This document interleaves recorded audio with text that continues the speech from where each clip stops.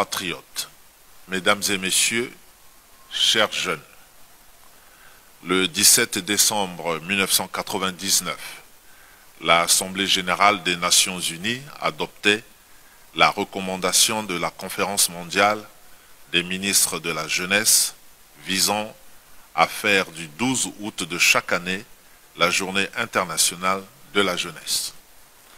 L'objectif de cette journée est d'attirer l'attention de la communauté internationale sur les problématiques liées à la jeunesse et mettre en avant le potentiel des jeunes en tant que partenaires à la construction des nations.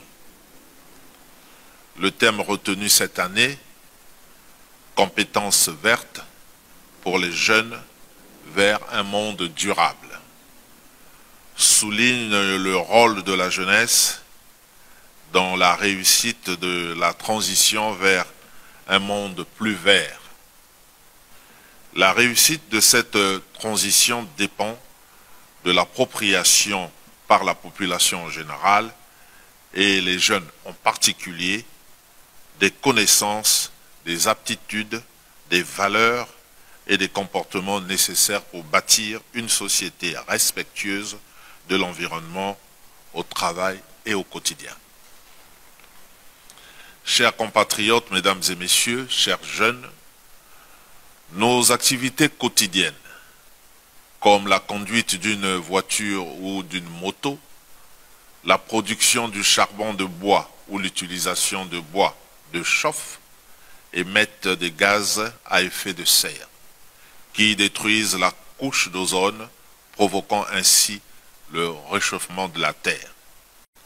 Il est établi que les conséquences du changement climatique pourraient devenir irréversibles et frapper de plein fouet les populations les plus fragiles. Et l'Afrique est parmi les continents les plus vulnérables. Pour réduire les impacts du changement climatique, il nous faut préserver, voire étendre la couverture végétale mondiale, principalement celle des forêts tropicales, en considération de leur fonction de séquestration du carbone. C'est la raison pour laquelle, depuis plusieurs décennies, le gouvernement, sous l'impulsion clairvoyante de Monsieur le Président de la République, chef de l'État, son Excellence Denis Sassou Nguesso, multiplie les initiatives qui concourent à la préservation de l'environnement, notamment l'institutionnalisation de la journée nationale de l'arbre par décret numéro 88/617 du 30 septembre 1988 en application de la loi numéro 062/84 du 11 septembre 1984. L'interdiction de la production, l'importation, la commercialisation et l'utilisation des sacs, sachets et films en plastique par le décret numéro 2011-485 du 20 juillet 2011. La réalisation en cours du projet VET Tollbox 2 pour la formation et l'insertion des jeunes dans le secteur de l'écotourisme. L'implication de notre pays dans la mise en œuvre du programme V-Forêt pour la préservation des forêts du bassin du Congo par la mobilisation des jeunes volontaires nationaux et internationaux.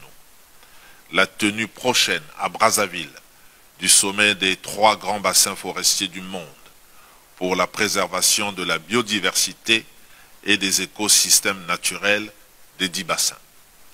Chers jeunes, dans un contexte où les effets du réchauffement climatique sont tangibles dans nos communautés, le passage à un monde durable sur le plan environnemental et respectueux du climat est essentiel. Nous saluons les nombreuses associations de jeunesse qui œuvrent dans le domaine de l'environnement et les invitant à développer leurs compétences vertes. De la même manière, nous encourageons les jeunes innovateurs dont les travaux sont orientés vers la création des produits écologiques destinés aux différents secteurs d'activité économique. Vive la Journée internationale de la jeunesse, vive le développement durable, vive la République, je vous remercie.